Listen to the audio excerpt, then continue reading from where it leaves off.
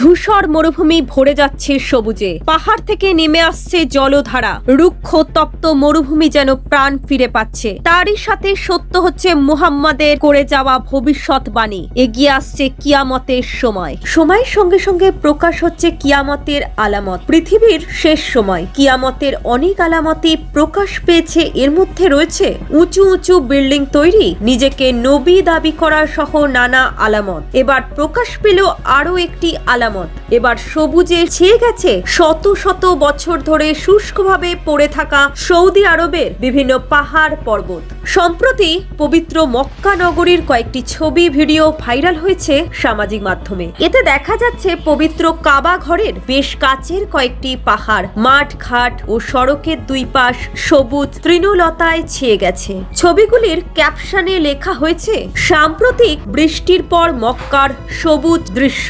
এই পোস্টে অনেককেই উচ্ছ্বাস প্রকাশ করে মন্তব্য করতে দেখা যায়, তবে বেশিরভাগ মন্তব্যকারীকে মহানবী হযরত মুহাম্মদ এর একটি হাদিস স্মরণ করিয়ে দেয়, মানুষকে সতর্ক করতে দেখা যাচ্ছে। হাদিসে এরকম, আরব ভূমিতে যতদিন তৃণলতা ও নদীনালা ফিরে আসবে না ততদিন কিয়ামত হবে না। বিজ্ঞানীরা জানাচ্ছেন আরবে ধীরে ধীরে শীত বাড়ছে, এমনকি সৌদি আরব, সংযুক্ত আরব আমিরাত ও অন্যান্য দেশে সম্প্রতি তুষারপাত হতেও দেখা যাচ্ছে, বৃষ্টির পরিমাণও বাড়ছে।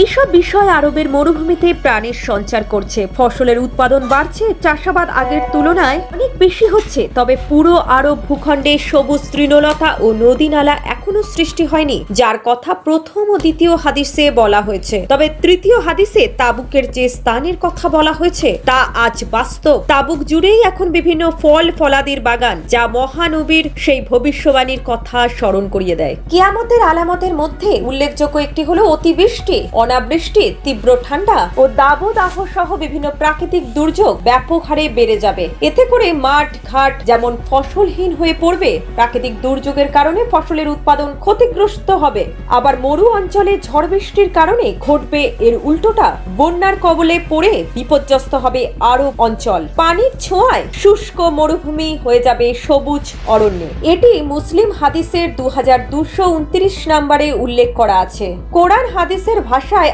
আরব বলতে গোটা আরব উপদ্বীপকে বোঝায়। আরব উপদ্বীপের দেশগুলো হলো সৌদি আরব, কুয়েত, বাহরাইন, কাতার, সংযুক্ত আরব আমিরাত, ইয়েমেন ও ওমান। সম্প্রতি এই আরব দ্বীপগুলোতেই হচ্ছে ঝড় বৃষ্টি, তীব্র বন্যা, ঘূর্ণিঝড়, তুষারপাত। পানির ছোঁয়ায় বলতে গেলে শুষ্ক মরুভূমি ধীরে ধীরে রূপ নিচ্ছে সবুজ অরণ্যে। এসবের মাধ্যমে মহানবীর ভবিষ্যবাণী আমাদের সামনে স্পষ্ট হতে শুরু করেছে। এছাড়া সৌদি সবুজায়ন ও মধ্যপ্রাচ্যের সবুজায়ন নামে দুটি বিশাল কর্ম পরিকল্পনার ঘোষণা দিয়েছে সৌদি আরব। ধারণা করা হচ্ছে এর মাধ্যমে ব্যাপক আকারে আরব দ্বীপগুলোতে সবুজায়নের ধারার সূচনা হলো। আরব অঞ্চলে এসব পরিবর্তন মূলত কিসের আলামত? এ প্রসঙ্গে ইসলামের ব্যাখ্যা কি?